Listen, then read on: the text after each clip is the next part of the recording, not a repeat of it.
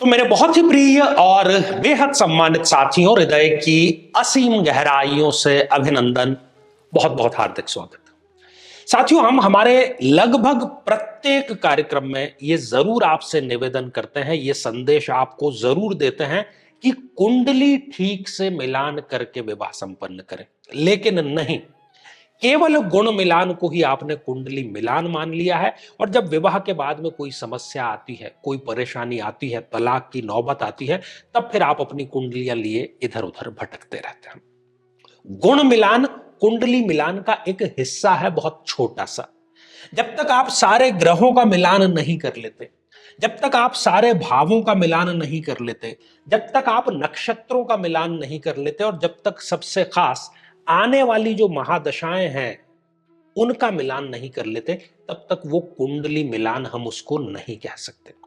साथियों, ऐसा ही एक कमेंट हमें एक बहन से मिला है, और उसी से प्रेरित होकर के ये एक इंफॉर्मेटिव वीडियो हम आप तक जरूर पहुंचाना चाहेंगे।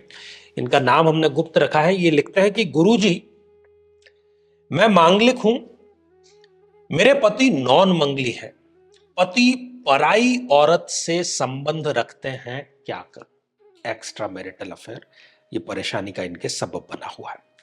साथियों, इसका जब हम कारण खोजते हैं, एक मंगली और एक नॉन मंगली, और किसी ने बड़ा सुंदर कहा है कि एक आप बैर का जो पेड़ है और एक केले का पेड़, इन दोनों को पास पास में लगा दीजिए, और जब हवा आएगी, जब तेज हवा चलेगी, जब तेज एक प्रकार से तूफान आएगा, तो दोनों के पत्ते हिलेंगे, लेकिन नुकसान किसका होगा?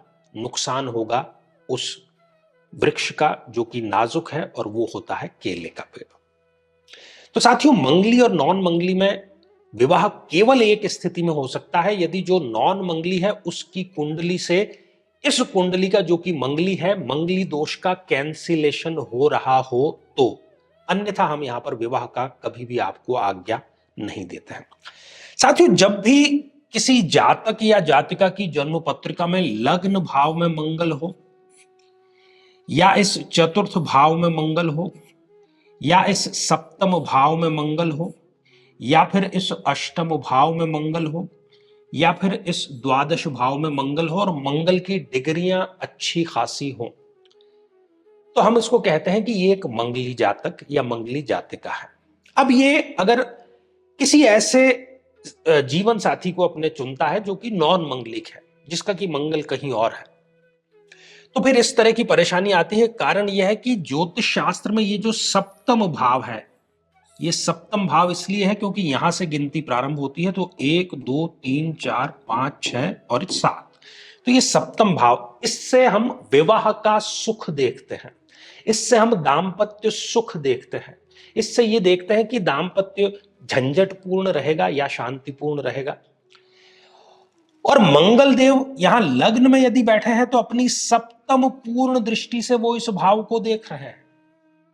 यदि इस चतुर्थ भाव में बैठे हैं तो अपनी चौथी पूर्ण दृष्टि से इस सप्तम भाव को देख रहे हैं, और यहां पर तो वो स्वयं विराजमान है ही यदि है तो, और या 12th हाउस में यदि है तो यहां से अपनी 8वीं दृष्टि से इस सप्तम भाव को देख करके इसको डैमेज कर रहे हैं। और अष्टम में मंगल इसलिए खासतौर पर महिलाओं के लिए जरूरी है क्योंकि विवाह के पश्चात महिला को अपना घर छोड़ करके ससुराल जाना पड़ता है, और ये अष्टम भाव ससुराल का भाव है। जब पति से ही नहीं बनेगी, वो ही कहीं और किसी पराई स्त्री के साथ में है, तो फिर ससुराल से संबंध ठीक रहने का तो प्रश्न उठता ही नहीं। साथियों, मंगल जो है वो हमारी फिजिकल बॉडी का कारक है। फिजिकल बॉडी, जो फिजिकल बॉडी है उसका कारक है मंगल, रक्त का कारक है, और फिजिकल बॉडी का कारक होने के कारण, क्योंकि जो सबसे पहला सुख है वो एक शारीरिक सुख होता है दाम्पत्य जीवन में, तो कहीं ना कहीं ये उसको डैमेज करता है क्योंकि ये फिजिकल बॉडी का कारक है। दूसरा, मंगल जो है वो कई बार दुस्साहसी बनाता है व्यक्ति को। मंगल जो है वो उसके प्रभाव के कारण व्यक्ति अपने जीवन साथी के साथ में शत्रुवत व्यवहार करता है, शत्रु जैसा ही वो व्यवहार करता है, वो किसी न किसी प्रकार से उसको प्रताड़ित तो करता ही रहता है। तो कहने का अर्थ केवल इतना सा है साथियों कि यदि इस प्रकार की स्थिति आपकी भी जन्म पत्रिका में है तो पूर्ण रूप से कुंडली जरूर मिला करके आप विवाह करें। अब इन्होंने पूछा है, या इनके माध्यम से जितने भी लोगों ने ये गलती कर ली है कि शादी के बाद में उनको पता चला है कि वो प्रबल मंगली हैं और सामने वाला या सामने वाली जो है नॉन मंगली है, तो इस प्रकार की एक्स्ट्रा मैरिटल अफेयर, ऐसे आकर्षण की स्थितियां उत्पन्न जरूर हो जाती हैं। अब चाहिए क्या? इसका जो सर्वोत्तम, सटीक और अनुभवजन्य इलाज है वो है महादशा मंत्र साधना। आपको किसी न किसी ग्रह की तो महादशा चल ही रही होगी। जब हम महादशा को साध लेते हैं तो सारी चीजें अपने आप सध जाती है। एके ही साधे सब सधे और सब साधे सब जाए। बहुत सुंदर बात ये कही गई है। तो ये सभी के लिए यही संदेश है कि आप अपनी महादशा मंत्र साधना, वो भी दीक्षित होकर के, महादशा मंत्र साधना की दीक्षा लेकर के उसका यदि आप जाप करते हैं, फिर चाहे वो मारक ग्रह हो या योग कारक ग्रह हो, वो सभी समस्याओं का आपके समाधान कर देगा। छोटे बड़ा आप कोई टोटका, कोई उपाय करेंगे, लंबे समय तक उससे कुछ भी नहीं होगा। हाँ, एक कोई अफेयर है वो छूट जाएगा, फिर कोई दूसरा आ जाएगा, इस प्रकार से ये सिलसिला चलता रहेगा। तो इस प्रकार का उपाय ना करें, परमानेंट इसका इलाज करें, और ये 1000% असरदार है। साथियों, कार्यक्रम को हम समाप्त करें उससे पहले कुछ सूचनाएं हैं आपके लिए। और सबसे महत्वपूर्ण सूचना तो ऐसे हमारे भाई बहनों के लिए जो कि कंवारे हैं और शादी का इंतजार कर रहे हैं, तो उनके लिए खुशखबरी है। अभी 29 मार्च 2025 चैत्र अमावस्या का शुभ दिन है।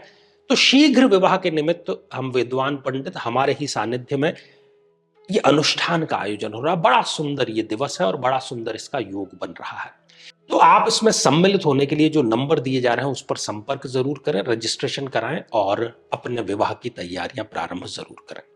दूसरा, प्रतिदिन सायंकाल हमारे जोधपुर आश्रम में, जोधपुर कार्यालय में हम समस्या समाधान शिविर का आयोजन करते हैं। आध्यात्मिक चर्चा भी उसमें होती है जिसमें कि आप सादर आमंत्रित हैं, लेकिन वो ऑफलाइन होता है, तो उसके लिए भी आप संपर्क कर सकते हैं। तीसरा, यदि आप अपनी कुंडली का सूक्ष्म विश्लेषण कराना चाहते हैं, जानना चाहते हैं कि आखिर कहां पर कौन सा ग्रह आपको समस्या दे रहा है, तो आगामी समय में मैं स्वयं इन शहरों में उपस्थित रहूंगा। आप भी समय लेकर के मिल सकते हैं या टेलीफोनिकली आप अपॉइंटमेंट जरूर ले सकते हैं। तो आज के लिए केवल इतना ही, और इसी मंगल कामना के साथ में कि आप सभी स्वस्थ, समृद्ध और शांतिपूर्वक जीवन व्यतीत करें। नमस्कार।